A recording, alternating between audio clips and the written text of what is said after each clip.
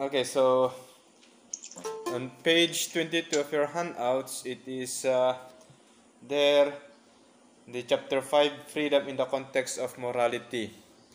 So let us try to understand freedom in the context of morality. So first and foremost is you have there the vocabulary, which you have noticed in your exam. There are vocabularies there taken from the different chapters. So it's important that we will have to understand these words so that in our discussions, then it is easy for you to understand it. Okay? So I will now go to lesson 1, morality and freedom. It's up to you to read on the vocabularies. Anyway, those are understandable. So, lesson 1, morality and freedom. What we are talking there is on the definition in the etymological meaning of morality. So, why is it that it is written there ethics? So, let us try to understand why ethics is synonymous with morality, and there are other terminologies related with ethics, morality, norms. We will try to understand it along in our discussions in chapter 5, lesson 1. So I will read.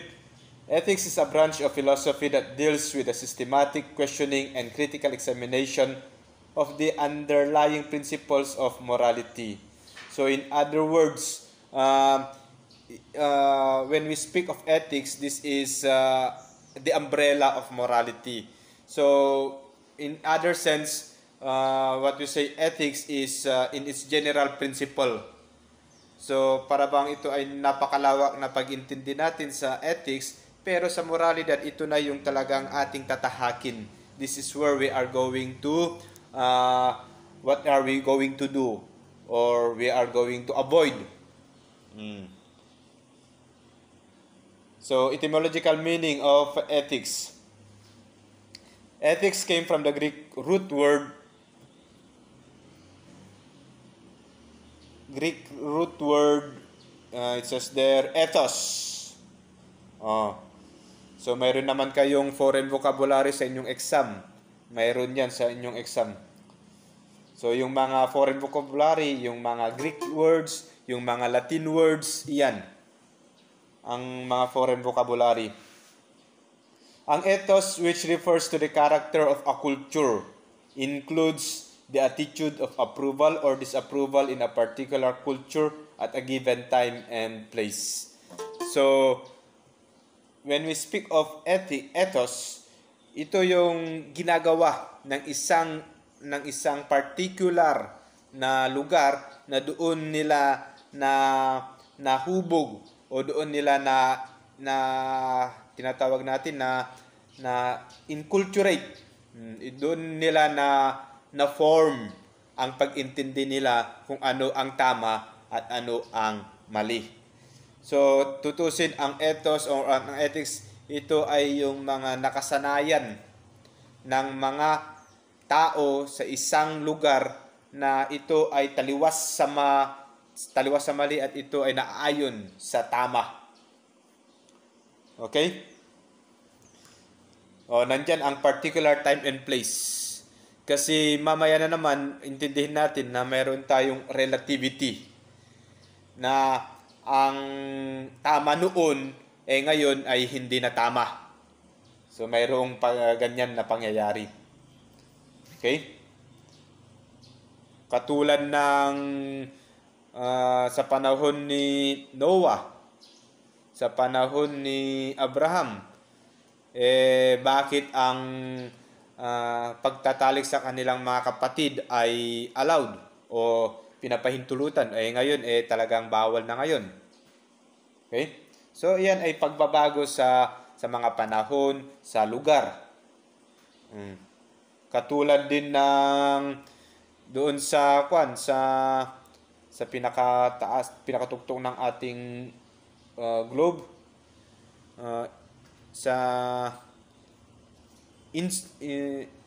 ano na to? Nalipat akong din. Anyway, balikan natin yan. Pero ang salitang morality, ang morality, so kanina is ethics, ngayon naman ay morality, came from the Latin root word mores, which means the customs, including the customary behavior of a particular group of people. Mores or mores and ethos both refer to customary behavior. So that is the underlying, that is the similarity of ethics and morality. That it is a customary behavior. When we say customary behavior, ito ay nakasanayan na ginagawa. Okay? This is passed from one generation to another in a particular time and place. So you could now see that ethics and morality, somehow they are synonymous with regards to its etymological meaning and at the same time in its meaning also. But as I've said a while ago, yung ethos ay in the general understanding. Pero ang morality ay ito na yung tinatawag natin na pagsunod natin sa tama at pag-iwas natin sa mali. Okay? Next, two general approaches in ethics. Normative ethics meant to answer the question, what is good? It pertains to certain norms or standards for goodness and badness, rightness or wrongness of an act. It tries to give a moral framework where its standards of morality are based. So when we say normative ethics, these are based from legality. This is based from the customary behaviors that it is being passed from one generation to another. Okay? So para ngayon na bakit hindi basta-basta tatawid sa kalsada, kapag nag-ilaw yung pula, bakit tayo hihinto? Those are examples of normative because we have basis which we are to follow. Okay? Number 2, meta-ethics. Meta-ethics examines the presuppositions, meanings, and justification of ethical concepts and principles. It tries to question the basis of assumptions proposed in a framework or norms and standards of normative ethics. So when we say again meta-ethics, we are again questioning the legality or what we say the normative ethics. Ito ba ay talagang, is this normative ethics has a basis of it? Mayroon bang pinanggalingan? Mayroon bang basis? So iyan ang meta-ethics. Hindi yung tinatanong ng wrongness or rightness, pero binubusisi ito yung talagang foundations, yung basis ng normative ethics. Katulad lamang sa bakit hindi tayo tatawid kung nag-ilaw yung pulang ilaw sa kalsada. Mayroon bang basis ba yan? So, iyan ang tinutukoy natin sa meta-ethics. Okay? Ngayon, the role of society and the individuals in the emergence of mores or mores. Mayroon dyan si William Sumner, anthropologist. Siya ay mayroong isinulat na it is entitled Folkways. Ang sabi niya, right stems from man's basic instinct to survive. Man started to form groups or tribes. As they carry out their survival task, they would observe the best practices and develop the most practical and expedient way of doing things.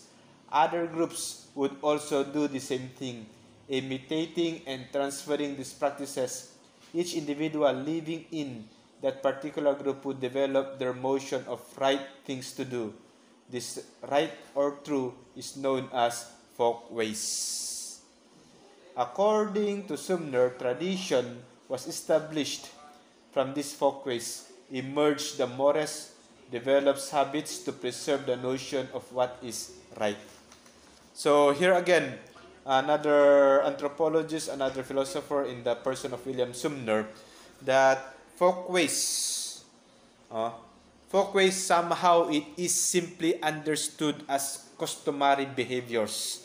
If you have listened and read that one, it is the same in the definition stated in the etymological meaning of ethics and morality. The underlying score there is what we call the customary behavior. The same also with folkways. And Sumner, as an anthropologist, he will have to emphasize that this rightness or wrongness that we have today started from folkways. These have been developed into the system of the people or in the tribe. While individuals develop these habits, society develops the social rules and sanctions. Nung meron na itong folkways, no? And then, syempre, gumagaling na ang mga tao. Dito na sila gumawa ng mga batas na kung saan ito ay talagang tinatawag natin na i-mold pa, talagang huhubugin pa ang mga kaalaman at ang pag-intindi ng mga tao tungkol sa mali at saka sa tama. Yun na nga kasi ang rason bakit nagkakaroon tayo ng mga batas ay yun na. Yung attitude natin ng mga tao na nagiging animalistic attitude na, no? Yung hindi mo na iniintindi pa ang ibang tao kundi ang iyong sarili lamang. Kaya yan ang mga rason bakit mayroon pang nade-develop na mga batas sa kasalukuyan. Okay? Next, the realm of freedom. Another philosopher, we are now on page 23. Another philosopher in the person of Jean Paul Sartre. You please listen to the pronunciation and the spelling because these are foreign words which we will have to pronounce it as in their place. Jean Paul Sartre. Baka meron nagsasabi naman dyan na Sartre. Pero mali po yan. An existentialist philosopher. When we say existentialist, kung ano ang practical, kung ano ang nakikita. Okay? Siya ay proponent ng radical freedom. When we say radical freedom sa pag-iisip, no, in the thinking capacity, man is condemned to be free.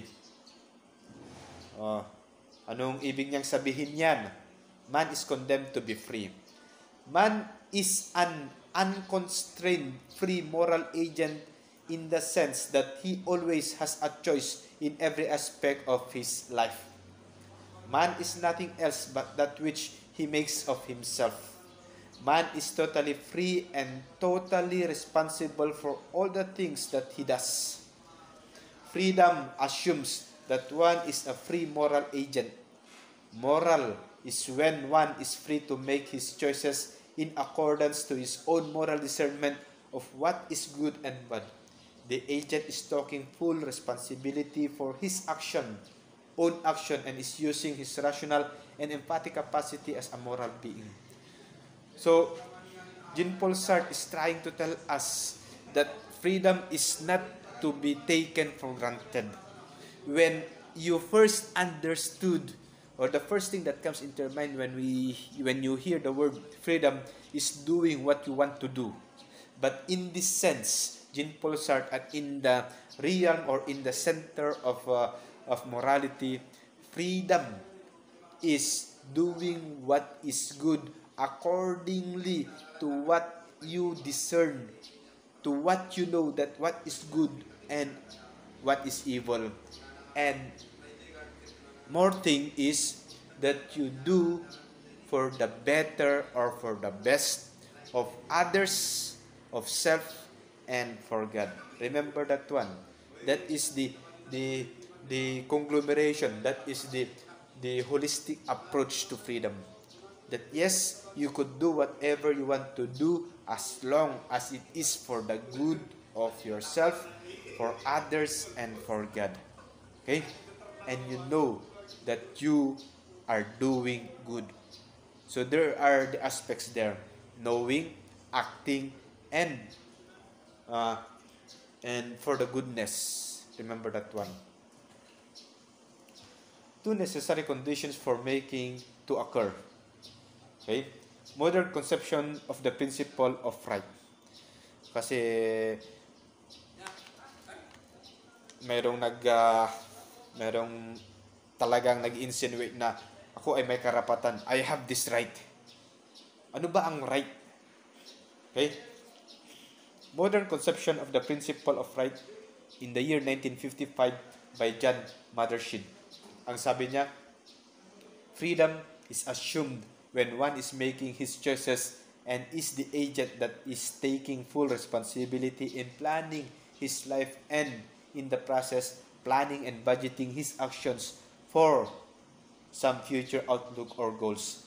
The human person is free to make choices in the realm of morality. Okay? So again, when you exercise your freedom, there is the full responsibility. Okay? We have the freedom to choose. We have the freedom of choice. And when you choose, you must have to take the full responsibility of what you are going to do. Okay? And in connection with freedom is this word obligation. Obligation is construed as one's duty to himself to exercise this freedom as a rational moral being. What do you mean here? That yes, you have the freedom, but you're also obliged. When you say obliged, talagang nararapat na ikaw ay sumunod. No? Obligation mo na ang ito ay para sa kabutihan. No? It's an obligation for you. Halimbawa,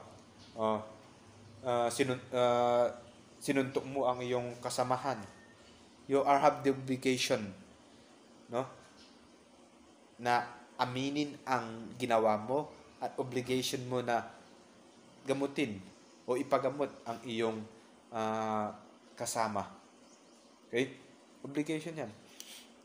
When you exercise your freedom, there's always attached an obligation that we will have to do, that we will have to follow up. Okay?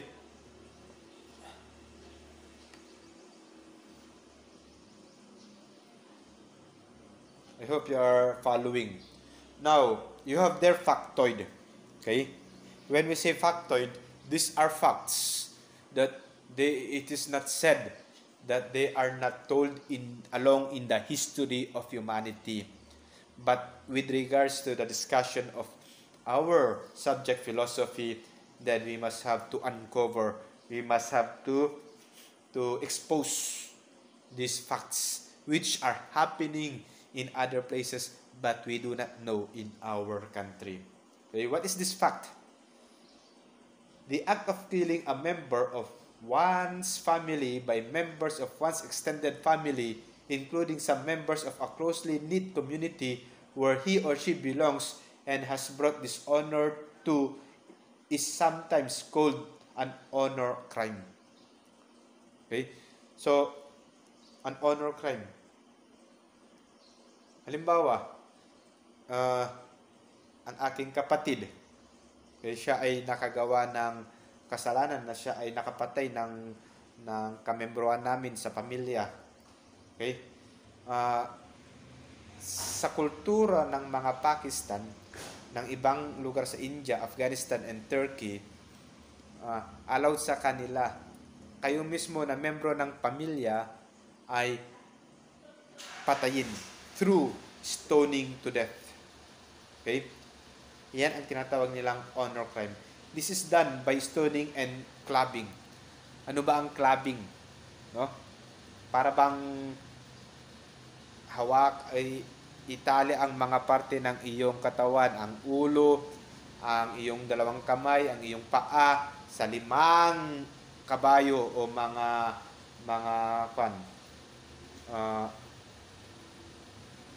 kabayo o ano pa, yung kalabaw, at itong mga kalabaw o kabayo, sila ay palabas o sila ay hihilain ang iyong parte ng iyong katawan. So, iyan ang clubbing. Women were the usual victims for bringing shame to her family. This has been happening in predominantly Muslim societies and communities all over the globe, like in Asia. As I've said, Pakistan, India, Afghanistan, and Turkey. Middle East. Middle East also. For example, Saudi Arabia, Lebanon, Kuwait, and Syria.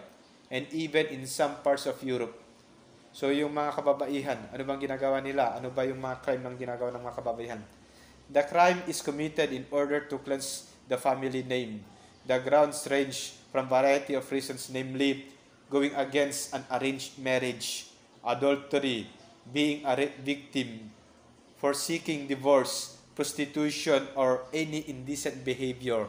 So sa mga lugar na ito, kapag ikaw ay babae, ay meron kang kabit, no? O kung ikaw ay na-rape, o kung ikaw ay nai-arrange na ikaw ay maikakasal sana sa iyong nobyo, hindi natupad, o kaya ikaw ay mag-apply ng divorce, sa lugar na ito, sa mga bansang ito, ikaw na babae ay kanilang ipapapatay, no?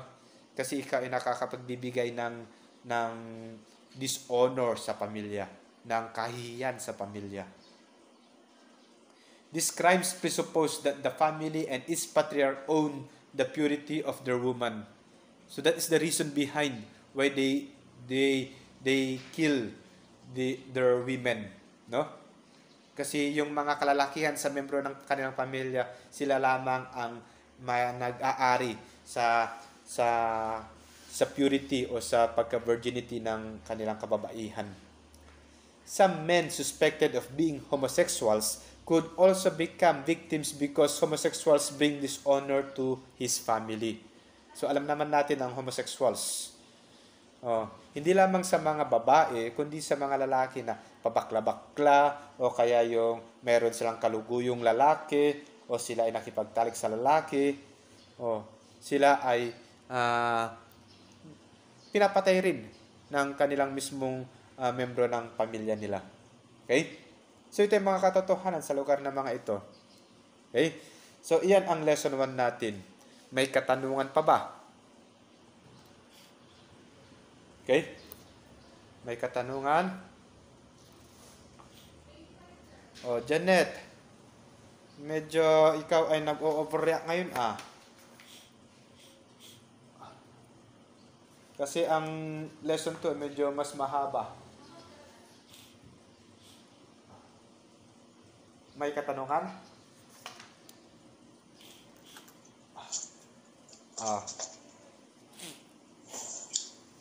Kung wala, ipagpatuloy natin. Kaya pa ba? Wala na kayong Yes? Romel?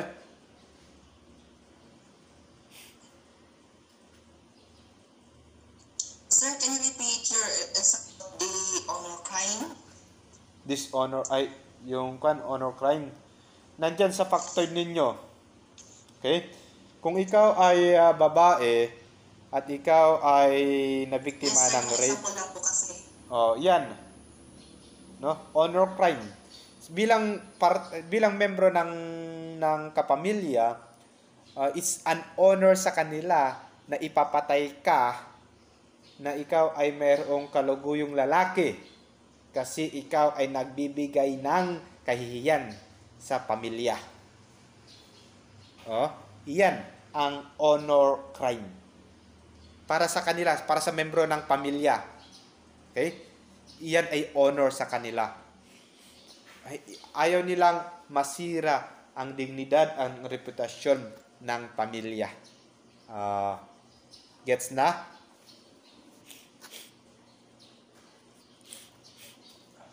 Okay. Lesson 2. Value, experience, and morality. Okay? So, sa ating experience ano ang pangungunahin natin? Okay? Yan ang katanungan sa atin. What is our priority? Only humans are moral. Tandaan nyo yan. Kasi tayo lamang yung may kakayahan na mag-isip. Tayo lamang yung may kakayahan na alam natin ang tama at saka mali.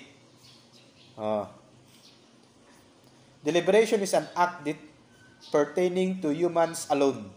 This act requires reflection and an exercise of one's rational capacity to the fullest without sacrificing his ability to emphasize with other human beings. Nasabi ko na yan.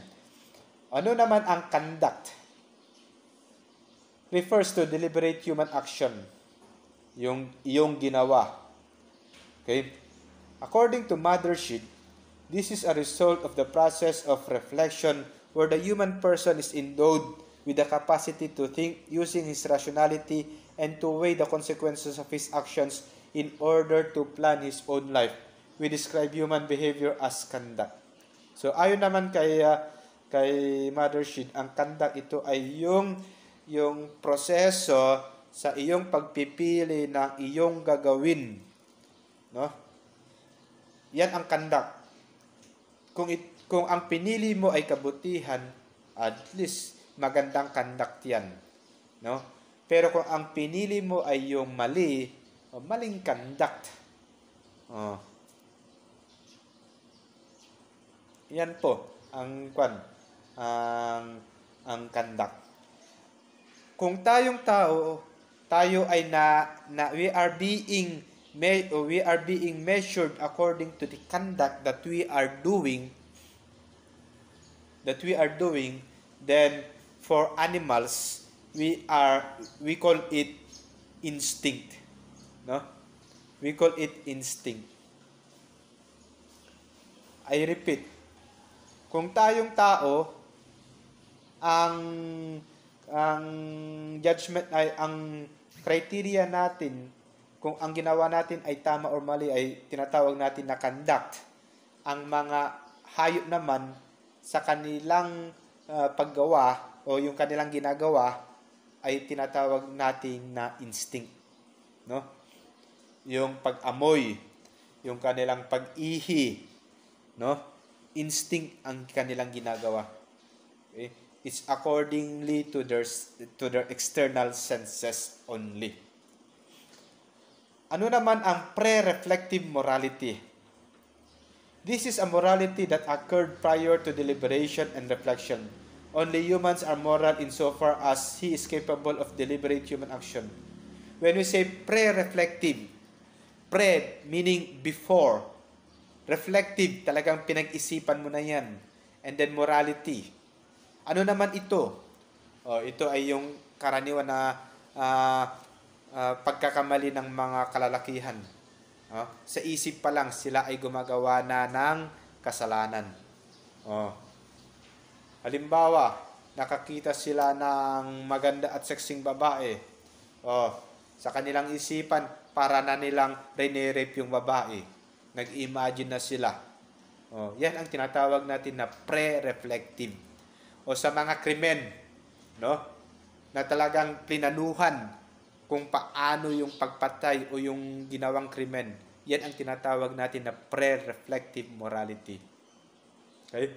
O kaya kung ikaw ay nakagawa ng tama, no? Talagang pinagplanuhan mo, yan ang tinatawag din natin na pre-reflective morality. Okay? So next, we will go to value experience. Dalawang salita yan.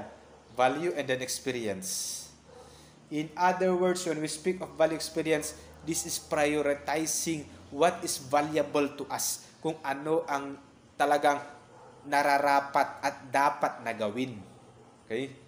Halimbawa, ngayon, talagang immediate na tayo ay magkakaroon ng Google Class.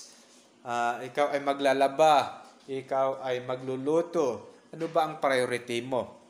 No? Bilang isang estudyante, talagang priority mo na ikaw ay mag-attend ng Google Class para maintindihan ang klase. No? Sino sa inyo ang talagang may kaya na sila ay pwedeng mag-Google Class, naglalaba, o kaya nagluluto, o kaya naglilinis ng bahay dyan.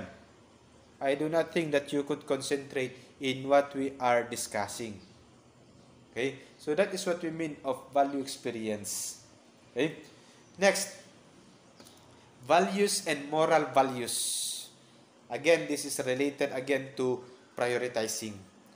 Mother Shid, sabi niya, all values are priorities with respect to some aspect of human experience. This is usually expressed by saying, ha? Ay, so. Sige. Okay, sorry for the one.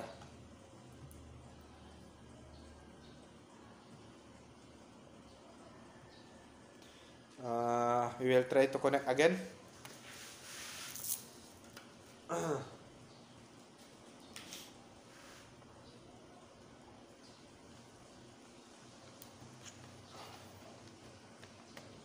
Anyhow, we have this recorded video so that we will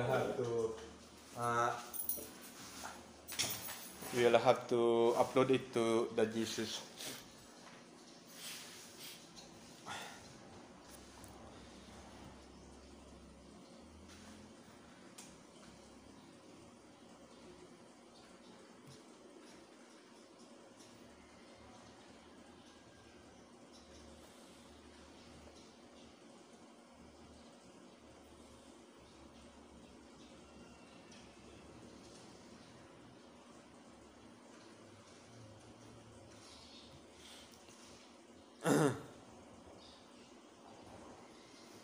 Okay, wait for a minute. We'll just continue.